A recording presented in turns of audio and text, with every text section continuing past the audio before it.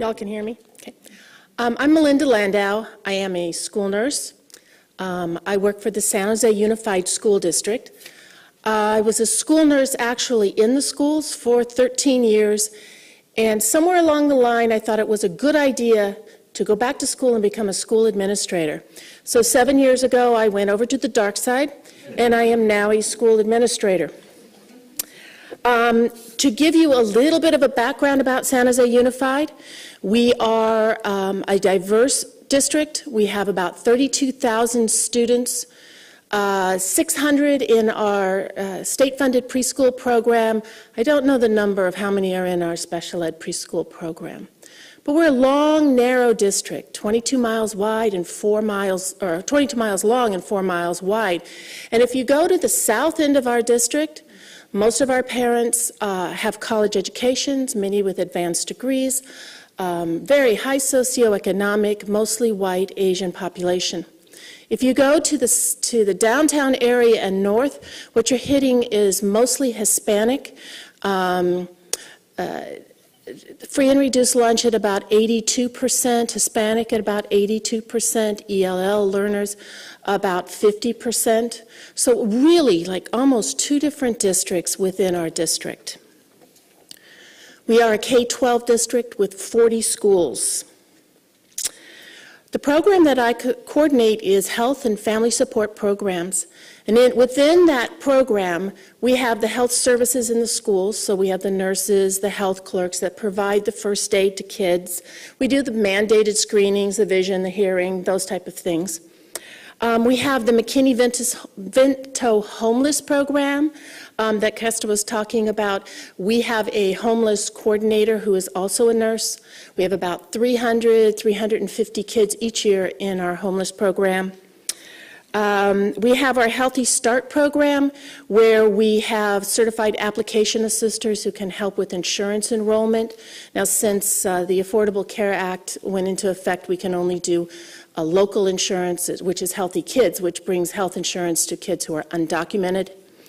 They also have nursing trainings. Our coordinator does trainings for their nurses to try to keep everybody on the same page and make sure that the nurses know about available community resources.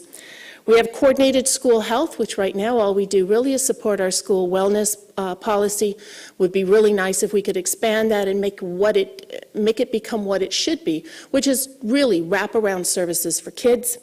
And then we do Medi-Cal administrative activities, which is a pain in the neck, but it's working with California Department of Health Services to do bill for doing the getting kids access to health care and coordinating Medi-Cal covered services.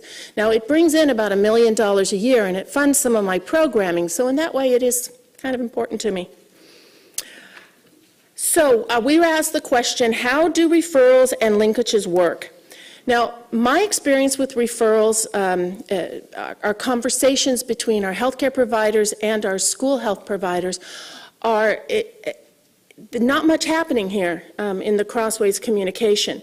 Generally what happens is we put the parent on top here and we go ask the parent this, and then the parent comes down and asks the physician, and then the physician sends it back up to the parent who brings it down to us. Now, if you've ever played the game of telephone, you know that doesn't work very well. But that is the system that we have. We can get exchange of information and send it to the doctor, but I would say at least half of the time the physicians do not respond to us. Our students are in the hospital and being discharged with some really serious medical concerns, and yet the school is not invited to be part of the discharge planning team. And that planning team works in isolation, develops a plan for the child, and then tells us what educational placement we should be putting that child in without even consulting the school. Happens all the time. Linkages with the community agencies are challenges. In a school district, it's very hard to bring in services. In our district, you must have a contract. Now, that contract has to include TB testing and fingerprinting.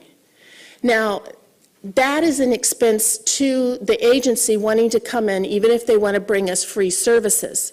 It also takes about a month and a half to go through the whole contract process, plus they get to give us a certificate of liability showing that they have insurance. So if the people coming in to do services get in a car accident, district is not responsible. So you can see it is challenging just in the mechanisms of getting services to the school.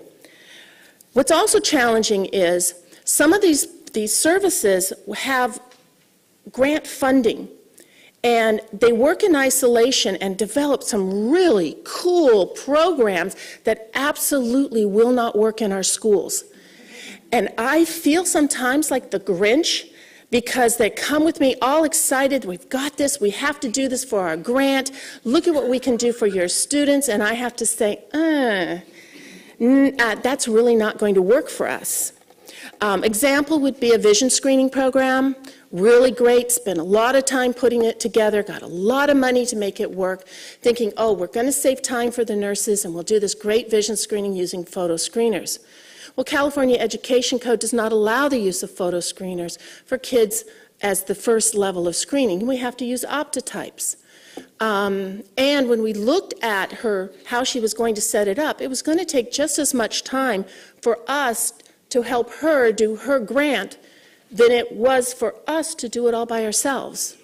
So it really is looking at some communication when we have these programs. How do we get them so that they work for the schools?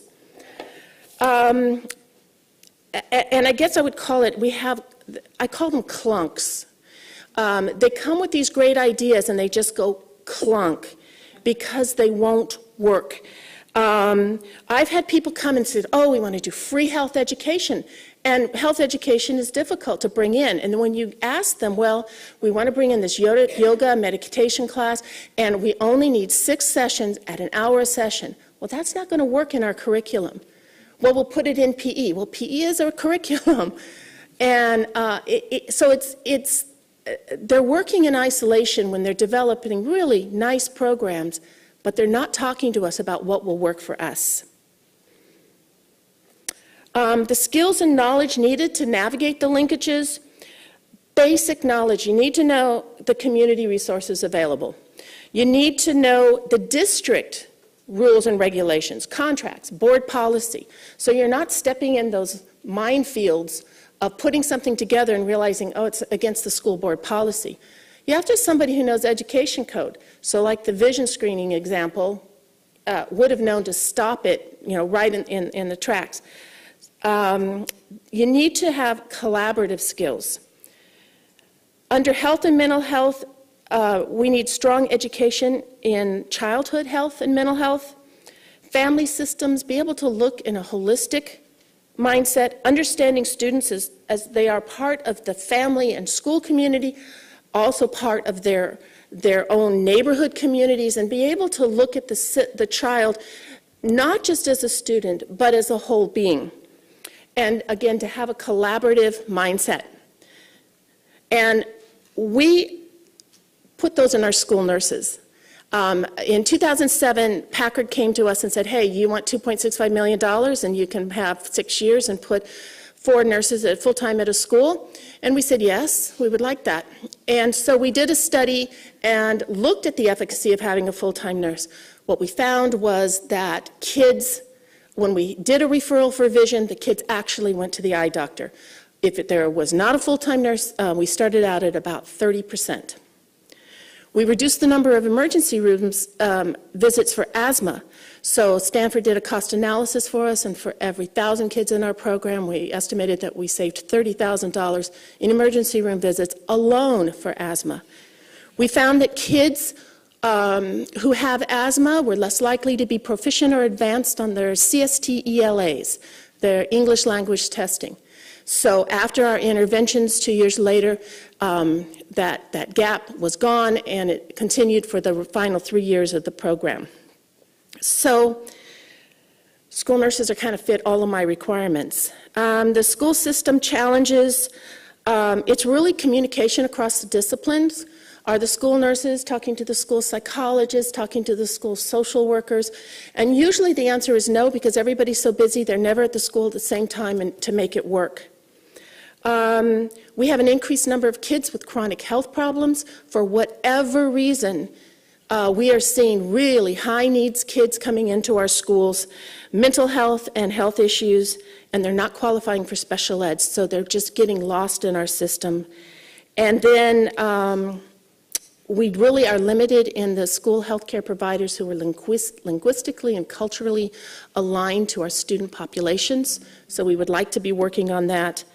And then helping the families actually have access to health care for our low-income and high and undocumented families.